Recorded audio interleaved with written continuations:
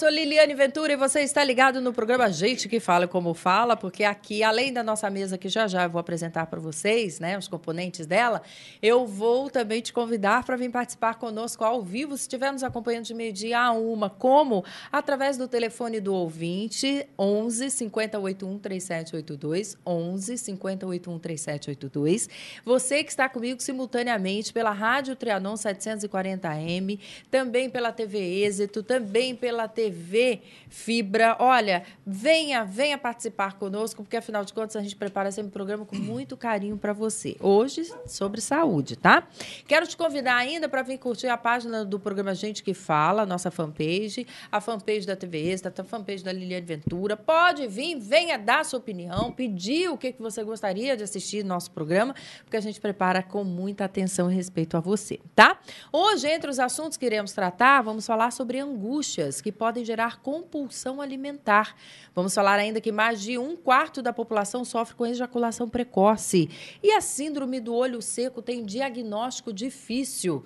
Vamos ainda falar para você que, mesmo que o tempo esteja frio, você precisa e deve proteger a sua pele. Tudo isso e muito mais na hora e vez do cirurgião especialista em medicina sexual, Cássio Miura. Como vai, doutor Cássio? Tudo bem? Como vai, Liliane? Tudo bem? Muito obrigado pelo convite. Estou aqui à disposição. Seja muito bem-vindo, viu? Obrigado, Liliane. Também conosco, ela que é médica oftalmologista, Regina Celi Silveira, médica assistente do setor de glaucoma da Unifesp. Alegria tê-la aqui, estava com saudades. Eu também. Muito obrigada pela oportunidade. Também conosco a farmacêutica e bioquímica Joyce Rodrigues, especialista, gente, em cosmetologia. Tudo bem? Tudo ótimo, prazer estar aqui. Ótimo tá a sua pele, né? Ah, a gente olha assim, linda, já vê né? tudo. O olho, essa aqui brilha, né? Essa aqui com a pele linda.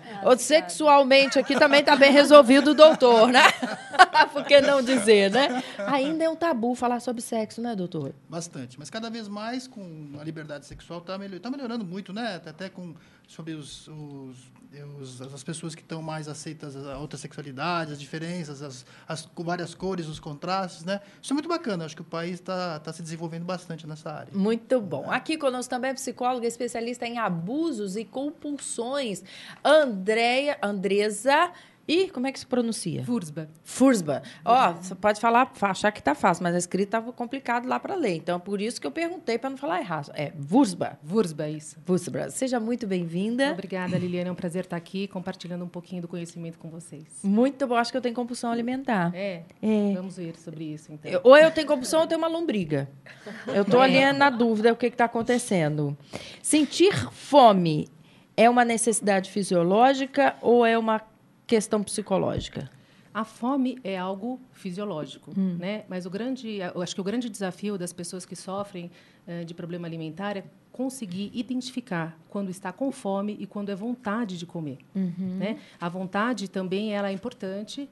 Porém, às vezes, essa vontade ela também tem um aspecto um pouco amplo, porque essa vontade ela vem para poder preencher um vazio, preencher uma angústia, sentimentos que a gente não consegue lidar, como frustração, medo, raiva.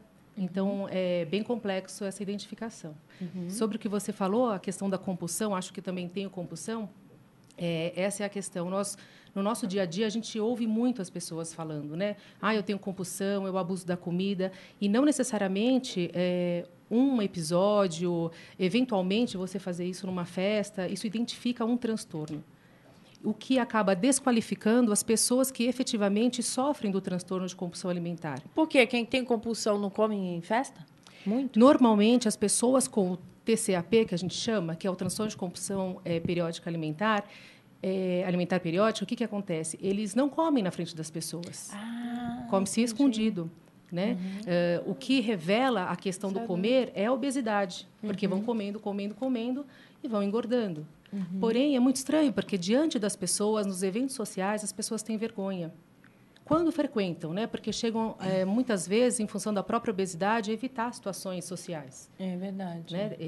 Acaba acompanhando depressão, ansiedade, então outros transtornos que vêm junto com o transtorno de alimentação. Viu por que você tem que participar aqui conosco? É isso mesmo. Então, venha, você que está comigo de meio-dia a 1, por que está repetindo tanto isso ao vivo? Porque esse programa fica à sua disposição, gente, sempre na tvexito.com.br. Você pode e deve baixar o aplicativo da TV Êxito, é de graça, no seu tablet, no seu smartphone, no seu iPhone, no seu iPad, no seu, tudo que você quiser aí, né, de tecnologia, pode, porque tem à sua disposição. Por isso que eu te faço o convite, porque se você não me acompanhar agora, pode me acompanhar durante a madrugada, a qualquer hora do dia e da noite, tá?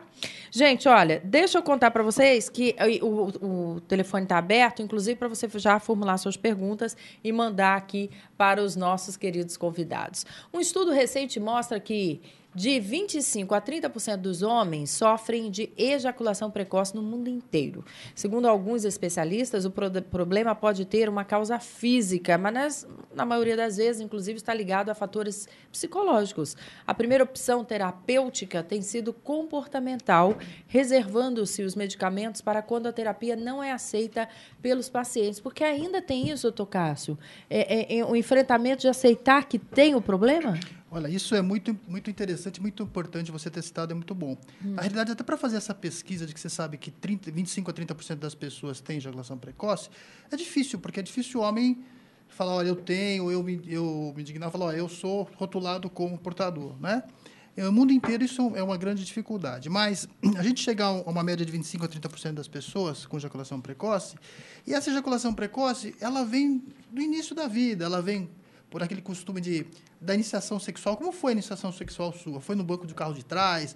Foi rapidinho, porque o papai e a mamãe da moça ia chegar em casa? Então, isso, a pessoa... Foi uma iniciação com uma profissional do sexo. Isso tudo altera e faz com que a relação sexual foi muito curta, muito rápida, né? E isso te desorganiza. Desorganiza e te monta uma relação sexual muito rápida e você não se acostuma a ter uma relação não tão prazerosa e muito rápida.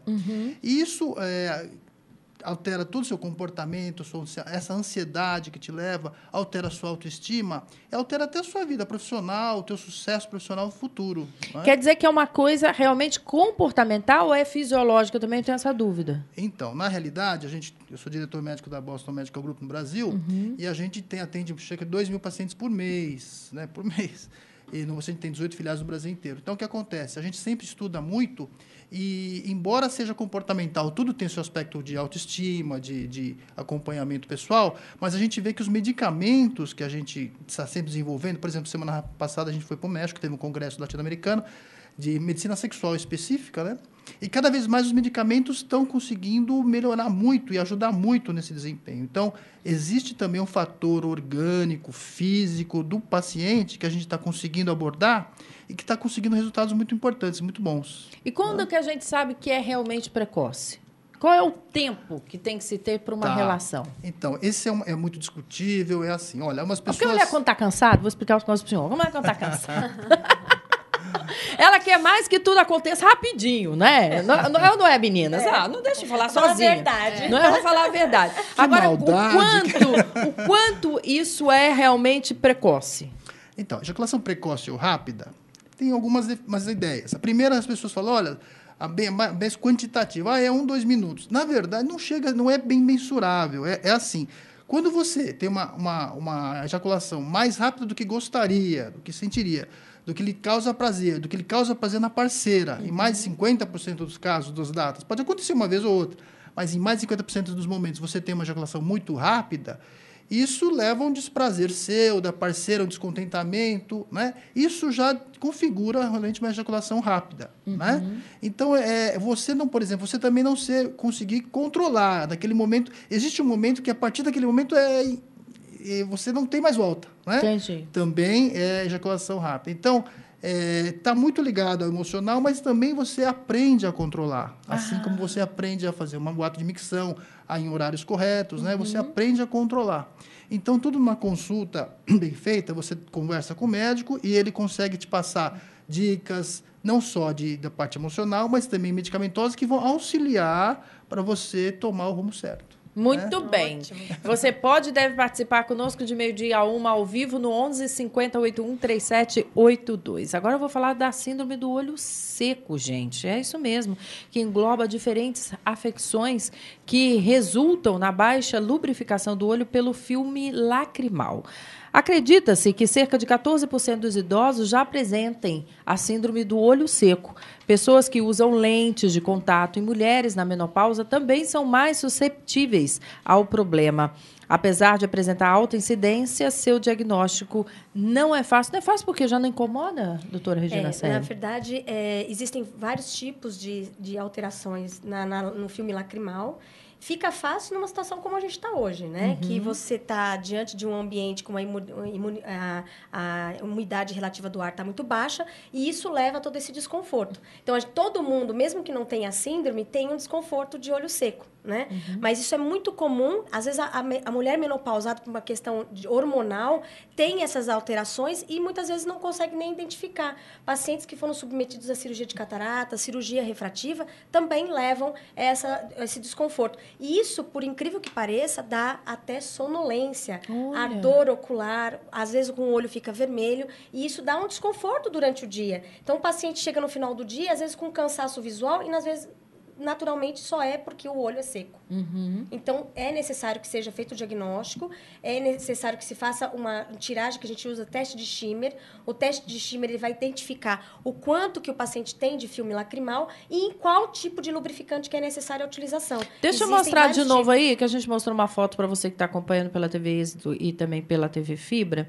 Um olho totalmente irritado. Ele pode se manifestar dessa forma, como se estivesse, inclusive, com conjuntivite? Pode. Isso geralmente são olhos secos graves. Aí, naturalmente, só um lubrificante simples você não consegue solucionar. Olha. Então, assim, você pode estar diante de um quadro de uma conjuntivite viral, uma conjuntivite alérgica, sem dúvida nenhuma. Mas o olho seco também causa uma hiperemia, um vermelhidão ocular. E hoje a gente observa muito, uma queixa muito frequente com os pacientes, até jovens. Pacientes que usam muito smartphone, celular, pelo amor de Deus. tablet. Pelo amor de Deus. Agora está atingindo o olho também? Tá. Já está atingindo o bolso. Por quê? Isso é importante. A gente não pisca mais, né? Não é só a questão da ejaculação, não. No olho, a gente quer tudo em aplicativo, muito rápido. Sim. E a piscada tem que ser lenta, Liane. Tem que ser o suficiente, devagar, slow motion, bem devagar. Então, se eu estou ali, né, mexendo no celular, esses todos aí, componentes eletrônicos, e eu fico ansiosa, eu mantenho o olho mais aberto que o normal. Exato. E a gente sem não pisca. lubrificar. Exato. Aí Olha. vai de uma página para outra e não pisca. Isso causa o que a gente chama também de uma miopização, de tanto que a gente fica utilizando a visão de perto, um cansaço visual consequentemente. Descobri, eu achei que eu estivesse ficando velha, não é isso? Não, gente. é só olho seco. É o tablet, o smartphone, viu, doutor? Não é velhice, não, filho, não é não. Uma coisa que me chama muita atenção é a questão da luminosidade das telas, do brilho, né?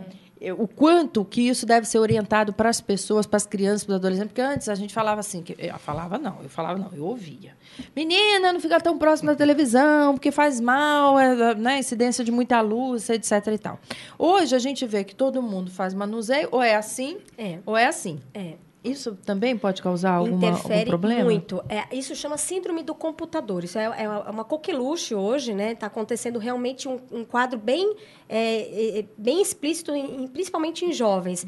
Então, o que a gente orienta? Uma exposição, ninguém vai deixar de usar o celular, mas que se pisque mais, que mantenha, pelo menos a cada hora, olhe para o horizonte para você causar um relaxamento dos músculos oculares. Então, olhe para um ponto no horizonte para que isso automaticamente leve esse relaxamento e aí você faz aquela piscada boa que a gente fala, né? Para realmente fazer uma boa recuperação do filme lacrimal. Use lubrificante. E o que a gente fala sempre em relação a computadores e posicionamento, existe uma especialidade hoje, Liliane, que chama-se ergonoftalmologia, que é a disposição. Em que local eu tenho que colocar o meu computador? Em que local que eu tenho que colocar a minha televisão 3D? Então, às vezes, o cara coloca uma 3D num 1,5 metro de sala. Não vai. Ele não vai ter um conforto visual. Então, é importante que a gente também identifique isso. E em relação a tablets, computadores, é importante que você coloque numa posição que você coloque a pálpebra mais inferiorizada para proteger mais o seu olho e de maneira que você mantenha sempre um relaxamento da musculatura da coluna cervical. Se você ficar muito assim, você expõe mais o olho e te dá um cansaço. No final do dia, isso leva a um desgaste. E quanto à luminosidade, que a gente pode regular, inclusive? Tem que regular para uma luminosidade que você tenha melhor qualidade visual. Você não pode deixar não muito baixo, porque isso também interfere, e nem muito alto. Então, quando você tem a percepção de que está bem, quando você sai do ambiente, do foco de luz, para outro, você não tem que ficar vendo aquela imagem de reflexo. Quando você vê aquela imagem de reflexo, é sinal que a luminosidade está muito intensa. Por exemplo, eu à noite, eu enxergo clareando a tela. Meu marido, eu olho para a tela dele, não enxergo nada, porque a dele é mais escurinho. Eu falo, você está enxergando alguma coisa? Ele fala, perfeitamente. Que depende muito de cada um. É muito individualizado. Por isso que esses equipamentos, a gente tem que colocar de uma forma que deixe conforto para você. É. Por isso que é importante realmente você fazer o ajuste. E aí, quando você fizer essa visualização, olhe para o horizonte e veja se você não está vendo aquela mancha de imagem refletida no seu visual. Muito bom. Você também pode já fazer suas perguntas, né, para a doutora Regina Selle, saber um pouquinho mais sobre o olho seco e outras questões que envolvem a nossa visão, também participando por telefone 11 581 3782, se estiver conosco ao vivo agora de 12h a 13h, tá? Gente, olha, tá bom o clima, né? Hoje em São Paulo tá gostoso, tá calor, vai ficar assim pro final de semana, já tive notícias, mas semana que vem vai esfriar de novo, sabia? Muito. Aí o corpo sofre, a pele, o que dizer dela, né? Frio, seco, calor, enfim, nessa época do ano, traz aí uma série de problemas para a pele das pessoas. E para protegê-la, especialistas aconselham não exagerar na temperatura do banho, usar sabonetes suaves, nunca esquecer o protetor solar e principalmente beber muita água e hidratar a pele com produtos adequados. Como escolhê-los, minha querida Joyce Rodrigues? Eu acho que esse é o mais difícil. Como escolher? O consumidor final acaba tendo uma gama imensa de produtos, né, na prateleira. Então, ele primeiro tem que identificar o tipo de pele dele. Por exemplo, uma pele extremamente oleosa, que a gente chama como nome alipídica, né, o termo técnico, é aquela pele onde ela tem um excesso de oleosidade muito grande. Ela tem aqueles poros dilatados. Então, esse indivíduo, ele já tem que comprar produto específico para a pele dele. Por exemplo, comprar gel creme, ou um produto que ele tem na sua rotulagem, que ele é oil free. E aí você consegue ter uma hidratação correta, mas você não tem, por exemplo, utilizando um produto inadequado, você pode ter uma hidratação e gerar uma acne. Certo. Então, geralmente, as pessoas compram, por exemplo, vários filtros solares importados. Só que se a gente utilizar filtro solar importado, né, a gente tem que olhar muito a fórmula dele. Qual é a fórmula farmacêutica? Então, eu aplico, é uma textura mais oleosa? É adequado para a minha pele? Peles sensíveis, ela tem que comprar produtos hipoalergênicos. Então, já tem um parecer na Anvisa que produtos aprovados para peles sensíveis, eles têm que sofrer um teste, né? Então, você tem ativos específicos para esse tipo de pele. Por exemplo, pessoas com acne, geralmente ele utiliza um hidratante e aí a acne aparece exacerbada cada vez mais. Então, primeiro tem que tratar a acne. Usar controlador de oleosidades, então produtos com ácido salicílico, produtos que equilibrem esse excesso de oleosidade e depois eu usar um bom hidratante. O corpo todo é o mesmo tipo de pele? Ou seja, que eu posso passar no rosto, posso passar no pescoço, posso passar no colo, que posso passar nas mãos, que posso passar nos braços e por assim vai? Não. Não. Na face, eu tenho problema de identificar a minha pele. Se é uma pele mista, se eu tenho zona T oleosa, se eu tenho uma pele seca, desidratada. No corpo, geralmente, a gente acaba tendo uma pele mais desidratada. E como a gente consegue identificar isso? Como você disse, quando a gente começa a ter um banho muito quente, ocorre a desnaturação das proteínas. Então, essa pele ela fica levemente acinzentada. Então, sinal que eu tenho que usar um hidratante. Esse hidratante corporal, ele é vendido de uma forma totalmente diferenciada, onde eu coloco mais emoliente. Então, eu não posso utilizar no rosto, senão eu posso gerar acne. Tá?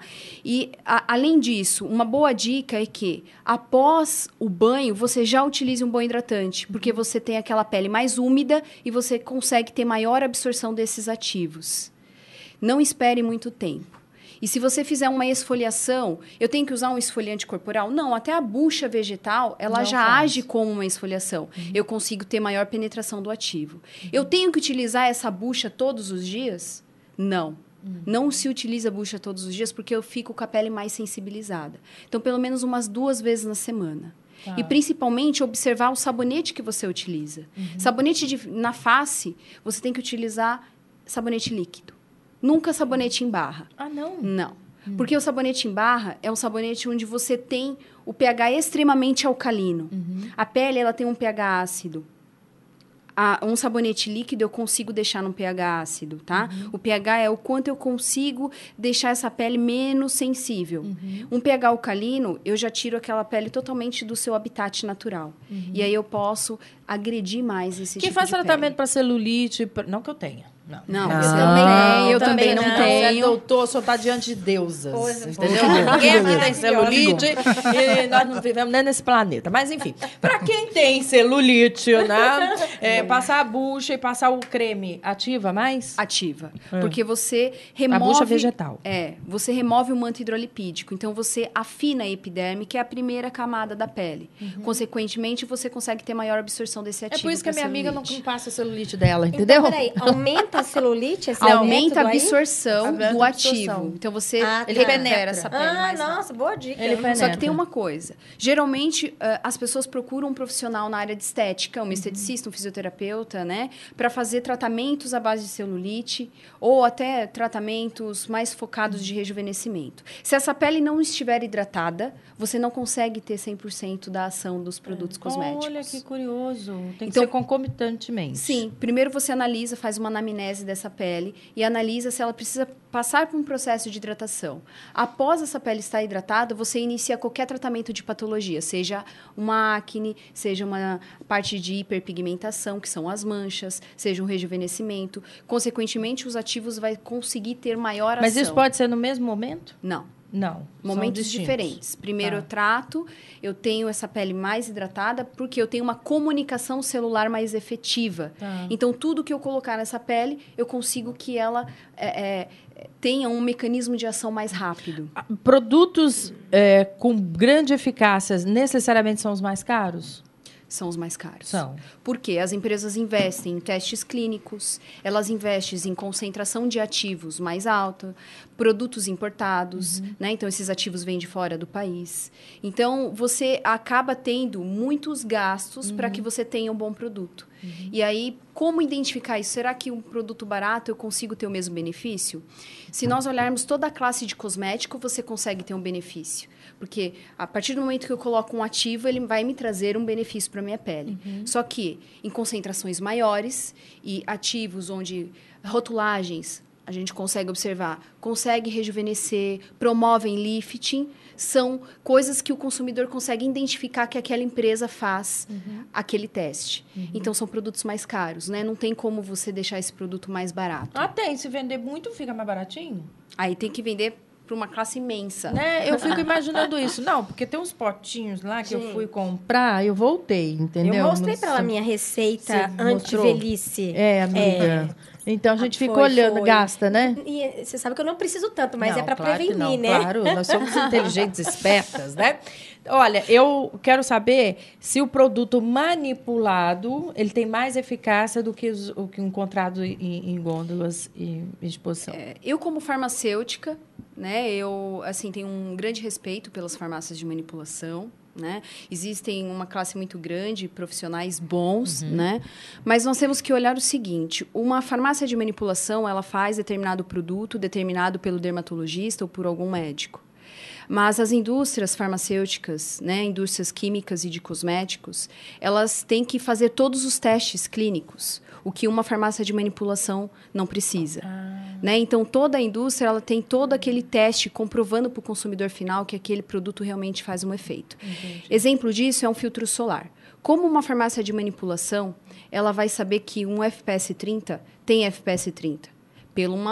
Na verdade, uma análise nossa como farmacêutica, a gente sabe que se colocar esse composto A, B e C, eu consigo chegar num FPS. Entendi. Mas a indústria farmacêutica, ela manda para uma entidade onde vários dermatologistas analisam através de radiação se aquele produto realmente tem aquele fator de proteção. E muitas vezes, nós como, né, desenvolvedores de produtos, erramos. E aí nós temos que refazer esse teste colocando mais quantidade de filtro solar. É como se fosse uma certificação? É uma certificação. Então, o consumidor ele está certificado que realmente aquele produto tem aquele FPS, que realmente aquele produto age no rejuvenescimento porque estimula colágeno, porque diminui as linhas de expressão. É comprovado. A farmácia de manipulação não consegue comprovar porque ela não precisa, dentro da categoria dela, fazer esses testes. Até porque é uma coisa muito rápida. Faz uma receita, após 3 dias eu retiro o produto. Isso não quer dizer que não traz nenhum benefício. Entendi. Ele traz. Olha, melhor que tudo é você procurar uma alternativa para se cuidar. O que não dá... O senhor passa creme, doutor? Eu sou um médico bem adepto a estar bem. Muito bem. Porque tem homem que não gosta de passar creme. É que essa bobagem, né? Porque toda mulher também gosta de um homem hidratado. Lógico. Né? Bem Parabéns cuidado, ao senhor, obrigado. né? Porque Hidratado, é isso. cheiroso, né? Cheiroso, bem cuidado, né? A pessoa tem que estar feliz com ela, em primeiro lugar. Aí tá vendo que tá cascudo lá, que tá uma beleza dos homens. Mulher também não passa no hidratante. Gente, né? Não Tem que se necessariamente tem que ser dos mais caros, Não. é isso? Mas que comece em algum momento fazendo alguma Sim. coisa. Deixa eu contar para você que gordura estimula a compulsão alimentar. Quem vai me dar detalhes é ela. Mas eu quero te falar que o cientista Ivan de Araújo provou que uma dieta rica em gordura afeta o sistema de compensação do cérebro, reduzindo a sensação de saciedade. A ingestão de caloria inibe a produção do lipídio responsável por levar ao cérebro a mensagem de saciedade quando o estômago está cheio. O resultado desta falha de comunicação entre estômago e cérebro é a alimentação compulsiva. Eu acho complicado a gente afirmar isso Tá. absurdamente, assim, né? Isso está em pesquisa ainda, enfim. Mesmo porque eu acho que o ser humano é algo tão complexo, né? Então, é complicado a gente colocar algo como causa dando um efeito, né? Então, eu acho que as experiências estão sendo feitas, foi publicada na Science, né? Então, o que ele fez? Ele provou que o lipídio produzido no intestino delgado, ele atua no cérebro com a produção de dopamina, né? E por isso, a gente estando com mais dopamina, a gente tem uma saciedade maior. Mas não é necessariamente isso. Né? É um fator de questões, porque se a gente for pensar, existem medicamentos na área da psiquiatria que eles vão trabalhar com a maior produção de dopamina também. E nem todo compulsivo alimentar ele tem o mesmo padrão, né? Porque cada um tem sua vida, a gente não pode pensar só... Existe a questão bioquímica, existe a questão ambiental, existe a questão genética, né? Senão a gente reduz muito cada indivíduo. Agora, a febre, doutora Andressa, é a questão da dieta da proteína. Sim. Né? Que cada vez mais... O doutor Duncan está ficando mais rico Rico, ainda, né? por conta da mulherada do Brasil se espelhar e ver. Que tem resultado, sim. Sim. Né? Eu vejo até a metodologia dele bacana, porque ele te faz uma reeducação alimentar forçadamente. Começa com ataque, você vê o resultado, fica animadinho, aí vai, né? Vai lá. Eu confesso que eu não saí do ataque ainda, só estou atacando. Atacando tudo, né? Só estou no ataque. Mas, enfim, dizer o seguinte... A senhora conhece a dieta? Conheço. Gosta, vê com bons olhos, não vê com bons olhos? O que acontece? Então, eu acho que, assim, de alguma forma, essa proposta está sendo muito interessante, né? Tendo um número muito grande de adeptos, porque está provando para essas pessoas que a mudança não se dá em uma semana. Isso. O que acontece?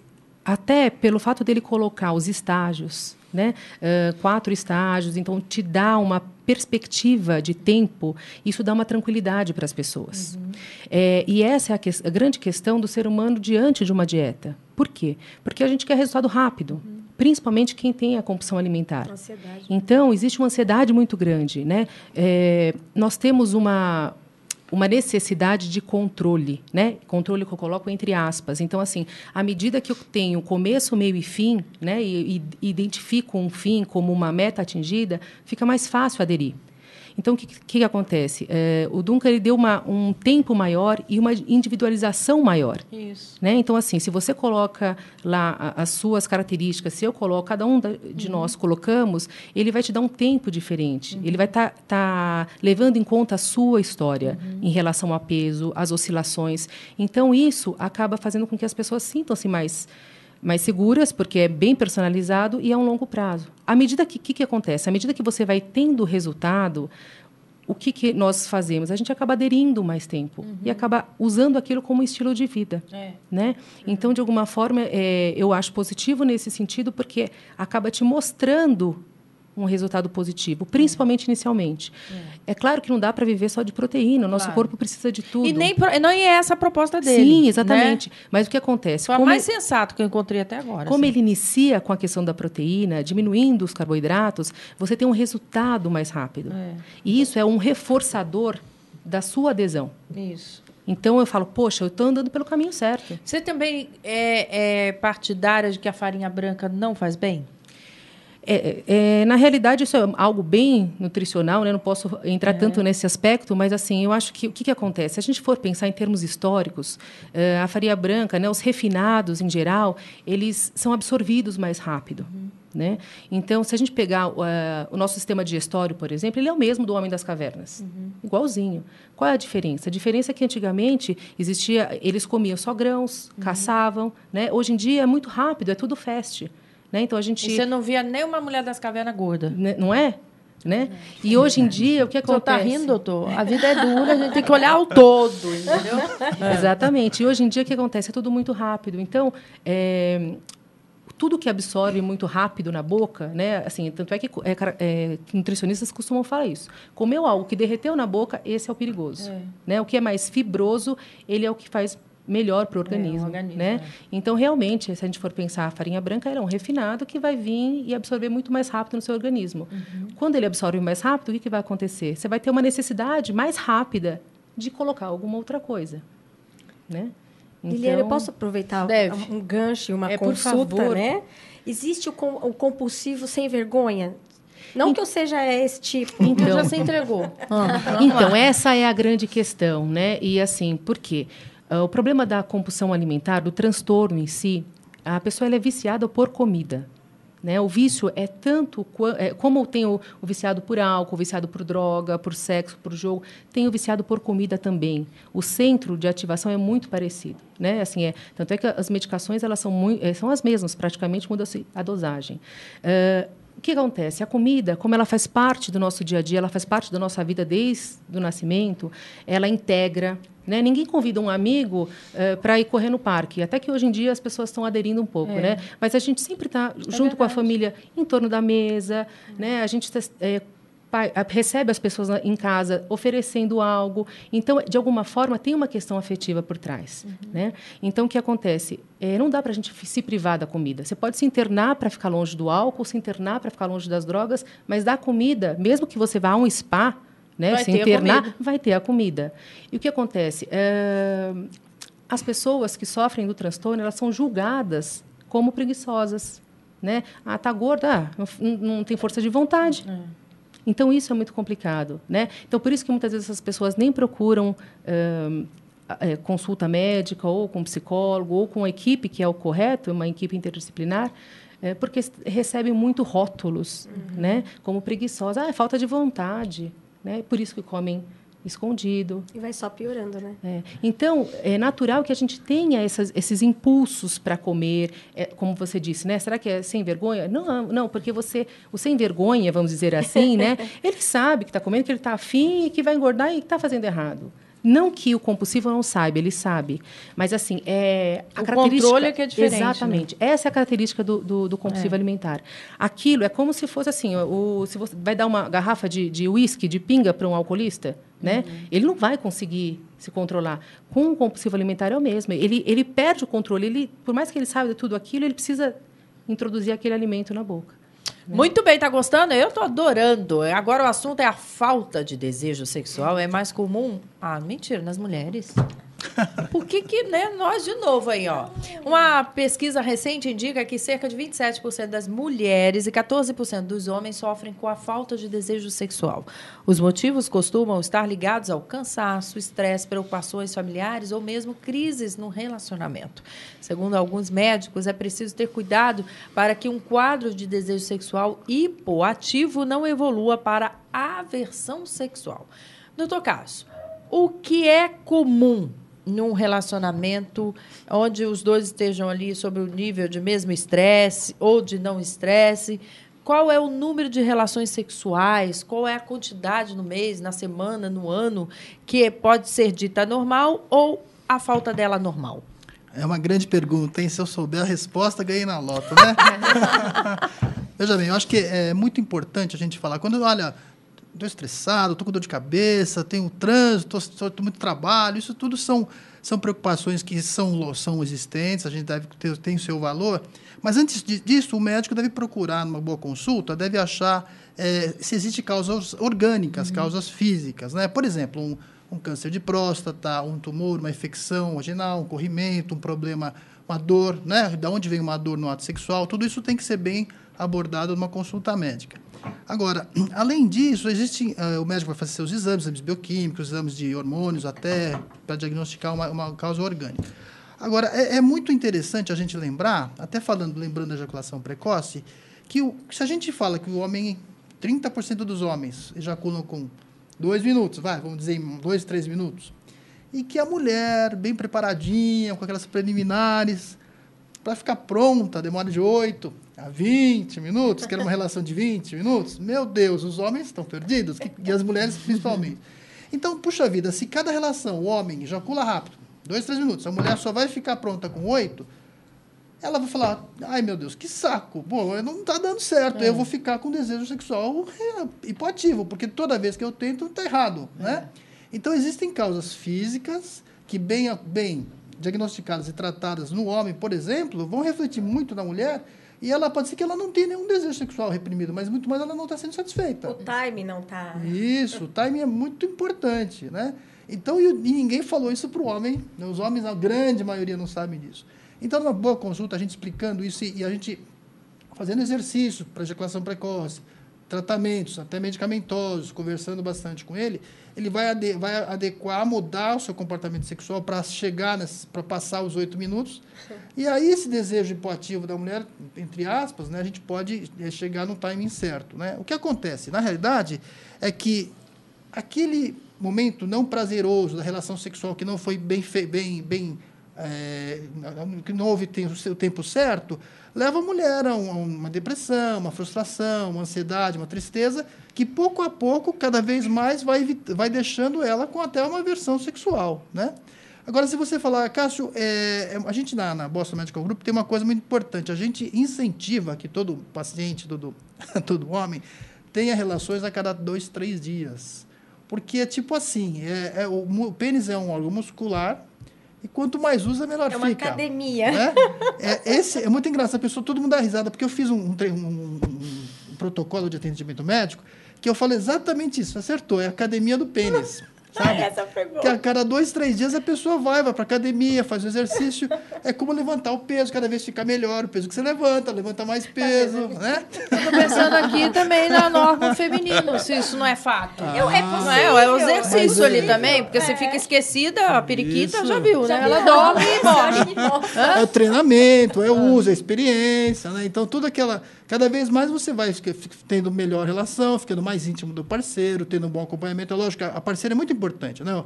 O casal é muito importante para os dois, para que cheguem no entendimento do que é melhor para cada um, né? Então, a gente também, quando vai o paciente, que vai o casal, vai a esposa, eu dou os parabéns, porque a mulher está apoiando, ela está incentivando, ela está do lado, ela gosta mesmo. E, às vezes, é um fator físico mesmo, uma barreira orgânica que com um medicamento tratado, o casal fica feliz pro resto da vida. Isso demonstra amor, demonstra carinho. Então, o senhor deu uma volta danada, né? Politicamente correto, mas falou direitinho aí o que eu queria ouvir. De 2 a 3 vezes... A gente incentiva. Eu acho que o que não usa atrofia, a gente quer que a pessoa use a cada 2 a 3 dias, a cada 3 dias uma relação sexual. A gente quer que cada vez mais... Porque, sabe a verdade? Olha, isso é coisa interessante, né? A relação sexual é nobre, é uma das funções que o homem, primeiro, tem a pirâmide de Maslow, né, de necessidades de alimentação, segurança, e a reprodução ou o sexo, ela está ligada a uma das coisas mais nobres e mais difíceis. O homem tem que estar com a saúde muito bem, ele tem que estar bem, em termos de cardiológico, físico, bem, para que possa ter relação sexual. E até nesse congresso que teve agora, a gente percebeu que é usado como um indicador. A saúde sexual, que nosso tema é saúde é vida, sexo é vida, né? Quanto mais a gente pode fazer esse sexo, mais está ligado ao indicador de que a pessoa está com qualidade de vida boa.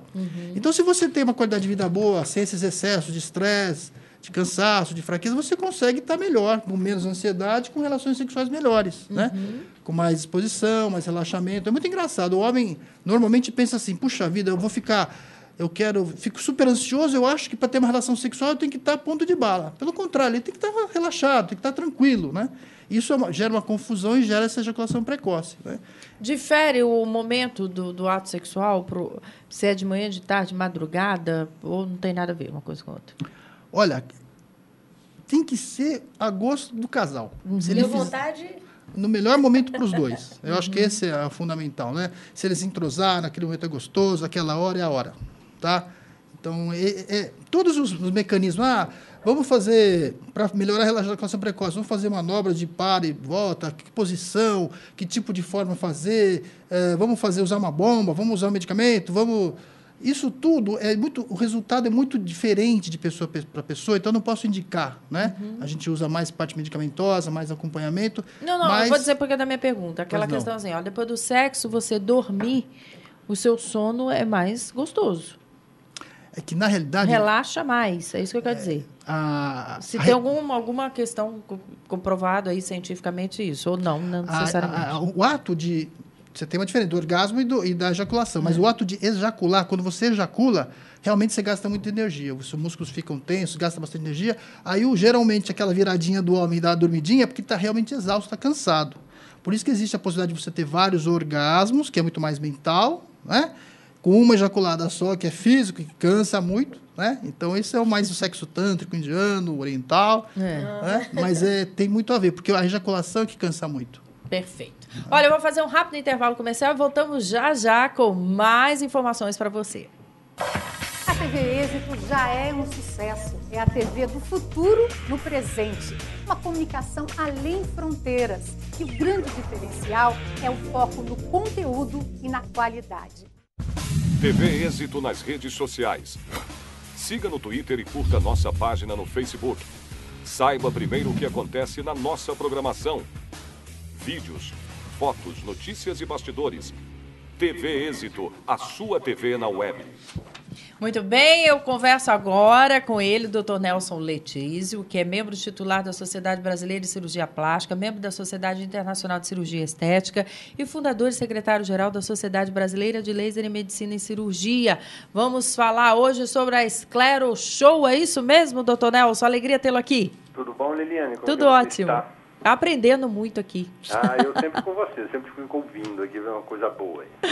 Ô, doutor Nelson, o Sclero Show, provocado pela perda de elasticidade das pálpebras, é recomendado em que momento? É quando a pálpebra cai, é isso? Exato, Liliane. Você tem o Sclero Show senil, o Sclero Show genético e o Sclero Show iatrogênico. Ou seja, o senil é porque a pessoa vai perdendo o tônus da musculatura da pálpebra, que é o músculo orbicular das pálpebras. Então ele vai ficando meio fraquinho, ele vai ficando meio frouxinho, então a pálpebra vai meio que caindo, né? Então numa pessoa mais idosa dá o que a gente chama quase um ectrópio com lago oftalmo, né? Ou seja, a lágrima não fica contida mais no olho, ela escorre. Nossa! Então irrita toda a pele da pálpebra, é um problema meio sério. E quais os cuidados que a pessoa precisa ter? Veja, Liliane, o grande lance é o seguinte, quando existe um escleroshow senil, não tem uma solução, né? Você tem que fazer ou uma cantopexia, que você faz por transconjuntival, você abre a conjuntiva, né? Abre a pálpebra por dentro com laser, solta a musculatura, prende o canto da pálpebra no periósteo e a gente tem uma cirurgia que a gente publicou na revista brasileira, nós ganhamos um prêmio em 2005 lá em New Orleans, que é a atração do músculo orbicular das pálpebras e prendendo ele no periósteo lateralmente. Então você tem tudo através da pálpebra inferior, por transconjuntival com laser, você prende a musculatura lateralmente. Então fica um aspecto bastante natural e sem incisão externa, né? Sem incisão na pálpebra inferior, a incisão é na pálpebra superior. Então isso é uma coisa boa e principalmente, Liliane, isso que infelizmente a gente, né, vê muito por aí, pessoas que foram fazer uma cirurgia estética das pálpebras, retiram um pouco a mais da pele da pálpebra inferior e fica com escleroshow, né? Fica com a parte branca do olho aparecendo, com aquela pálpebra caidinha assim, né? É, um horror. A É gente que acha que... o leigo fala, nossa, você operou a pálpebra, né? A gente que tem o olho treinado, a gente vê, né? Fizeram um escleroshol na pessoa, uma ectrópia, um caso mais difícil, né? Qual a idade melhor para fazer esse tipo de cirurgia, doutor? Depende muito, né, Liliane? Eu já vi moças de 20 e poucos anos que fizeram cirurgia, uma blefaroplastia, que tiveram escleroshol iatrogênico, né? Quer dizer, houve um problema, tiraram pele demais na pálpebra inferior para tentar deixar lisinho, sem pé de galinha, e deu escleroshol da ectrópia. Então você tem que fazer esse tipo de cirurgia. Agora você pega também aqueles, a partir dos 60, 60 e poucos anos, já começa a ficar meio frouxa a musculatura da pálpebra inferior. Você tem que operar também, né? Tá certo. Deu escleroshol, deu ectrópia, tem que operar. Homens e mulheres. Homens e mulheres. Tem um colega oftalmo aí que ele pode falar com mais propriedade. Deu problema, você tem a glândula lacrimal fica na parte superior lateral da pálpebra. Certo. A lágrima tem que cair no canto externo, fazer um trajeto e cair no canto interno do olho, que a gente tem os dois canalículos. Se a lágrima não faz esse trajeto, fatalmente vai dar problema de irrigação da córnea. Aí vai ter problema no olho, né? É o famoso olho seco, aqui, um monte de coisa que vai dando uns problemas aí na córnea. O colega aí pode explicar muito melhor que eu. Ai, doutor Nelson Letícia, alegria falar mais uma vez, viu? Que bom, Liliane, eu que acho. Você sempre informando o povo, eu fico tão honrado de poder dar uma pitadinha a mais também para vocês, é muito bom, sabia? Claro, sua participação é fundamental. Um grande beijo. Agradeço, um beijo e saúde e paz para o povo. Saúde e paz. Qualquer mais ou maiores informações, né, sobre cirurgia estética aí, você pode acessar a fanpage, a homepage lá do Dr. Nelson, que é drnelsonletizio.com.br. Você pode continuar mandando as suas questões aí, né, suas dúvidas sobre cirurgia plástica, que ele responde aqui com muito carinho para todos vocês. Gente, quero te fazer um convite que vai acontecer o lançamento do meu querido amigo Dr. Orlando Duarte, Paixão, o Brasil de Todos os Mundiais, dia 12 de setembro, quinta-feira, às 19 horas, no Museu do Futebol. Fica na Praça Charles Miller, sem número, no estádio do Pacaembu, imperdível lá. Esse que é um grande homem que entende tudo de futebol, que é a nossa dica literária de hoje, o Orlando Duarte, Paixão, Brasil de Todos os Mundiais, portanto, quinta-feira, às 19 horas, no Museu do Futebol. Muito bem, o glaucoma é uma doença caracterizada pela lesão do nervo óptico, geralmente causada pelo aumento da pressão ocular e que pode levar à perda total de visão. Por isso, é importante que seja feito o diagnóstico precoce da doença e que o paciente não abandone o tratamento, que começa com colírios, mas pode evoluir para casos em que a cirurgia é necessária. Glaucoma sempre causa uma confusão na minha cabeça, acho que da maioria do povo também. É aquela pelezinha que você vê ou é algo que você não vê no olho? É algo que não vê. O que você vê chama pterígio, que é aquela pelezinha que fica vermelha, que irrita, que incomoda. Muito frequentemente em países tropicais, porque está relacionado com a exposição com o raio ultravioleta, com o sol. O glaucoma, a gente não percebe, ele é assintomático. Geralmente, o paciente não sente nada, não coça, não dói, não fica vermelho, nada disso. O glaucoma mais comum, que é o glaucoma primário de ângulo aberto, né? E você consegue só identificar, Liliane, fazendo um bom exame oftalmológico. Então, muita gente fala assim, eu vou fazer o exame do óculos e pensa que só isso já é o exame oftalmológico. E não é, né? Então, o exame refracional, que é fazer o exame do óculos, é uma parte do exame oftalmológico. Então, é necessário fazer o exame da pressão intraocular, que é aquele examezinho que mostrou na imagem anterior, o exame de fundo de olho, essa imagem é muito feliz porque mostra uma lesão importante do nervo óptico. Essa lesão é essa parte bem branca, onde você tem uma atrofia do nervo. E o grande problema, por ser assintomático, se você não faz o diagnóstico precoce, essa lesão do nervo óptico vai aumentando, essa atrofia não tem volta, mesmo tratado. O tratamento ele serve para poder estabilizar o grau em que está esse glaucoma. Então, quanto mais grave essa lesão do nervo óptico, mais difícil fica o nosso controle. E aí necessita de uma redução da pressão mais baixa. Então, por exemplo, o paciente que tem uma lesão semelhante a essa que mostrou aqui, seguramente esse paciente deve manter um nível pressórico muito abaixo para que ele não perca aquele restinho de nervo óptico que está fazendo ele ter a vida normal, que está fazendo ele dirigir, que está fazendo ele ter o dia a dia dele normal. Pra você ter uma ideia, Liliane, 50% dos pacientes portadores de glaucoma já são cegos de um olho e não sabem dessa informação. Então, isso é muito triste. possivelmente está relacionado, infelizmente, ainda com acessibilidade a exame oftalmológico completo. Isso é um fato, né? A gente tem uma dificuldade, porque um exame oftalmológico depende muito de equipamento, não é? Não basta só ter médico. E nos Você tem que ter centros todo temos? Temos, fornece? no SUS fornece. A questão é, a gente tem hoje uma população muito... Um número grande. Muito grande, e muitas vezes a acessibilidade realmente fica muito difícil, porque depende de uma estrutura, de equipamento, para você fazer um diagnóstico adequado. Então, você tem que fazer uma medida da pressão, tem que fazer uma avaliação do nervo óptico, muitas vezes tem que fotografar o nervo óptico para você poder acompanhar e fazer o exame de campo visual. Então, assim, são vários fatores que você não dá alta para esse paciente. Então, o paciente não basta fazer uma vez e nunca mais ser visto. Esse paciente tem que ser acompanhado. Então, o que a gente fala do tratamento? Porque, como a doença não tem sintoma, o paciente vai ter sintoma do colírio. Então, imagine, tem colírios que levam ao olho ficar seco. Então, se a gente já está num ambiente que propicia uma secura ocular, o colírio acaba dando desconforto. A doutora passou esse colírio, eu estou ficando pior, eu estou enxergando embaçado, está coçando o meu olho, eu vou parar. E aí acaba parando a medicação, porque o que ela está sentindo é um sintoma de superfície, e isso você pode regularizar com um lubrificante, com algumas situações que você pode orientar o paciente, mas o tratamento do glaucoma não pode parar, porque é isso que vai estabilizar para aquela lesão não piorar, porque voltar não volta, mas porque aí você consegue estabilizar o tratamento e assim o paciente viver uma vida normal. Isso hereditário? É hereditário, Liliane. Infelizmente, os pacientes que têm o componente hereditário, o meu tio ficou cego por glaucoma, eu tenho um primo que já está tratando de glaucoma, aí há uma necessidade maior de um acompanhamento mais próximo. Então, o paciente tem uma escavação grande, uma lesão que parece glaucoma no fundo do olho, você fala, olha, daqui uns 6 meses você volta, nós vamos acompanhar, nós vamos fotografar. Mas o paciente que já tem o diagnóstico de glaucoma, que tem um familiar já cego na família, aí aumenta a agressividade da penetração desse gene nessa família. Existem famílias que têm vários casos de cegueira e aí necessita de um acompanhamento mais próximo. Então, ao invés de você mandar uma vez de 6 em 6 meses, você pede o paciente vir de 3 em 3 meses. Isso vai diferenciar de cada caso do cada paciente. A Patrícia participa aqui conosco e manda pergunta para a doutora Regina Celi. Os lubrificantes comprados em farmácias têm algum tipo de contraindicação? Sim, na verdade, assim, existem os lubrificantes que têm um derivado que chama preservativo, que mantém a validade do medicamento, uma concentração muito grande.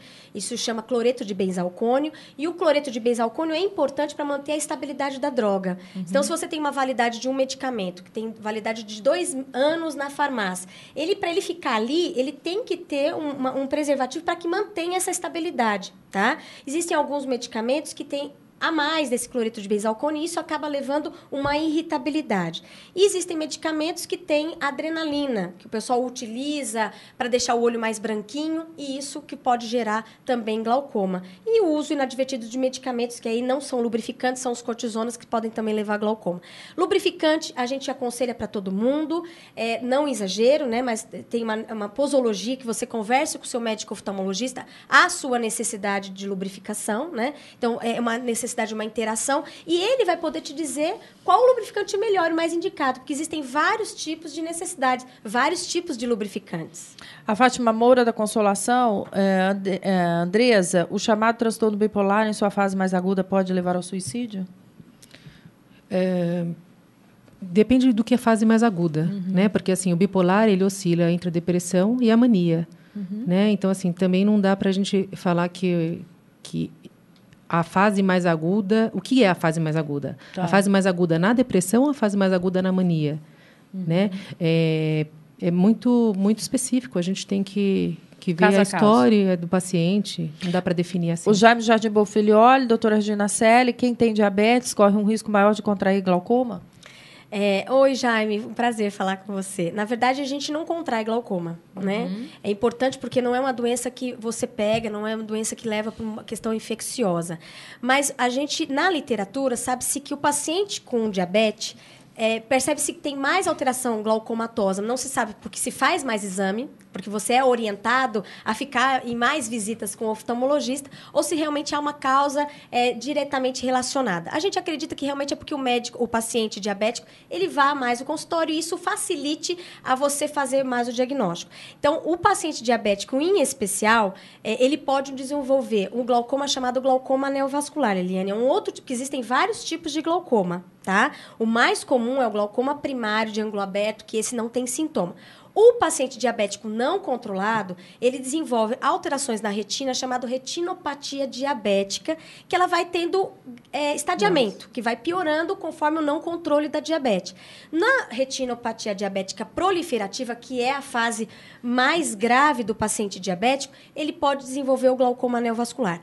Esse, sim, tem sintoma, tem dor, o paciente cursa com pressões de 50, 60 milímetros de mercúrio e o paciente pode perder o olho em poucas horas, né? Então, o paciente diabético, ele precisa não só medir a pressão, ele tem que fazer um controle da diabetes, fazer um controle do fundo do olho para evitar toda essa corrente final, essa fase final da doença, porque é bem difícil.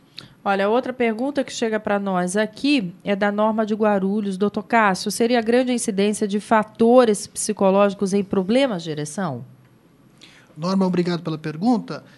Olha, realmente, como a gente estava falando, fatores emocionais, fatores de autoestima, é muito importante realmente uma boa consulta, a gente conversar bastante, até com o casal, se você puder ir, assim, porque é importante a gente chegar a um histórico, né, de como foi o início da vida sexual de ambos, como é o entrosamento, isso é muito importante. Eu gostei muito da tua pergunta. A Obrigado. Rita Tatuapé, para o doutor Cássio e também para a Andresa, psicóloga e o médico aqui da disfunção, né? Como identificar se um homem tem compulsão sexual? Você identifica, filha? Acho que é fácil. Ou não? É mais que 2, 3 vezes por semana, eu acho. E aí, doutor? Olha, isso é um comum acordo entre o casal, né? Tem casais que, se eles estão bem, eu acho que o ideal é estar bem, não tem uma definição quantidade, eu acho que isso é muito, muito difícil, como a gente estava comentando no começo. No início do relacionamento não tem compulsão, né? Que bom, né? A questão da compulsão é você não poder ficar sem. Tá. Né? É isso que vai mensurar. Tá. Então, assim, é como se você ficasse sem aquilo fosse te desorganizar emocionalmente. Então, isso que o compulsivo, ele acaba... Não é sentir só falta. Sim, não é... se desorganizar. Então, exatamente. Não é assim, você deixar de fazer coisas para poder ter relação, por exemplo. Então, assim, eu preciso agora, então eu vou deixar de trabalhar. Então, começa a comprometer a sua vida. Tudo que tiver compulsivo, né, assim, é um transtorno de impulsividade. Então, a impulsividade gera compulsividade. Entendi. E o que marca é, assim, o quanto aquilo está comprometendo a sua vida. Lembrando que nós somos vários setores, né? Trabalho, vida social, família, sexualidade, espiritualidade. Então, assim, são vários projetos de vida. Somos várias coisas. Então, se uma dessas estiver comprometida por uma fatia dessa pizza só, aí a gente começa a pensar num transtorno realmente. A Mara, do Jardim São Paulo, doutor Cássio, existe um número ideal de relações sexuais durante a semana para o casal, se considerado normal? E eu queria saber por que a mulher se cansa mais do que o homem depois da relação. É físico? Mara, obrigado pela pergunta. Realmente, como a gente estava comentando, não existe um número mágico ideal. Isso é de casal para casal, de comum acordo, é importante, né? Esse cansaço, veja, vai variar de pessoa para pessoa, inclusive porque a mulher pode ter orgasmos múltiplos ou não. Então, a gente precisa triar, ver os detalhes, né? Mas os homens também se cansam, através da ejaculação também. É porque eles fingem, entendeu? Que são mais fortes. Vamos lá. A Valéria do Cambuci. Joyce, para uma pele mista, a esfoliação é indicada só na área ou no rosto todo. Meu nariz é oleoso e as bochechas são secas e tenho espinhas e cravos na testa. E aí, o que faço? Bom, Valéria, obrigada pela pergunta. Pele mista, você tem que fazer esfoliação no rosto todo. Você não tem que tratar uma área específica. Ela pode fazer esfoliação no máximo 2 vezes na semana. E ela tem que usar um controlador de oleosidade. Tá? Para que tenha um ácido salicílico, de repente, ou algum ativo que controle esse excesso de oleosidade, ela tem que olhar isso na embalagem e aplicar isso no rosto todo. Isso já vai diminuir também os poros, porque se ela tem uma pele mista, você tem poros dilatados, principalmente na zona T, que é a região de testa, nariz e queixo. E aí ela já consegue amenizar bastante. Andresa, a pergunta veio da Maria de Fátima. Ela diz assim... eu tenho 2 questões. Se eu não comer um doce depois do almoço, meu dia acaba. Eu posso ter indícios de compulsão e queria saber quais os primeiros sintomas Ai, meu Deus, a compulsão. Tenho medo de ter, pois engordei muito nos últimos meses. A compulsão alimentar, ela se caracteriza por uma ingestão de grande quantidade de alimento num curto espaço de tempo. Então, por exemplo, em 2 horas, a pessoa chega a comer 10, 15, 20 mil calorias. E é o devorar. Tá? Então, assim, um docinho após o almoço, ele é saudável, inclusive, acho que os nutricionistas podem falar. Não é compulsão. Tá? Então, a questão da compulsão é assim... ter episódios compulsivos, pelo menos 3 vezes por semana, durante 6 meses. Né? Então, é isso que a gente vai conseguir saber se a pessoa tem um transtorno ou não. Se esse comportamento se repete, perdura por mais de 6 meses, a gente começa a olhar para a compulsão. Tá? A ingestão de grande quantidade em curto espaço de tempo e a impotência diante de se controlar na comida. Tá? Então, assim, um docinho, você ter esse desejo é natural. Né? Assim, a gente precisa tomar cuidado com esses rótulos também. Perfeito. Ficaria muito mais, né? Mas o nosso tempo urgiu e acabou. Eu gostaria de um contato da farmacêutica bioquímica Joyce Rodrigues. Bom, o meu e-mail é drajoyce, com Y, Rodrigues, com S, @gmail.com. Muito obrigada, viu, querida? Também a nossa amiga psicóloga, especialista em abusos e compulsões, Andresa Wurzba. Isso. Esteve conosco, tem algum contato? Podemos Meu dar? e-mail posso fornecer, Andresa com ZW, @live.com. Muito obrigada. O cirurgião especialista em medicina sexual, Cássio Miura.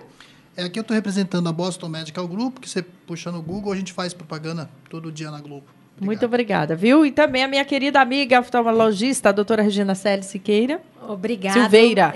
Obrigada, Liliane. Obrigada a todos. Fica aí o contato da clínica, Chloe Visão, e eu estou à disposição para qualquer necessidade. Muito obrigada. Lembrando que Gente que Fala tem a direção do jornalista Fausto Camunha, diretora de produção Zenilda Salvato, Raela Brandão e Pedro Escriavão na redação, Som Cléo Rodrigues na técnica, Fernanda Cataldi, Felipe Duarte, Felipe Batista, Renato Borges, Douglas Dantas e Benê Benê. Um beijo a todos e até o próximo programa.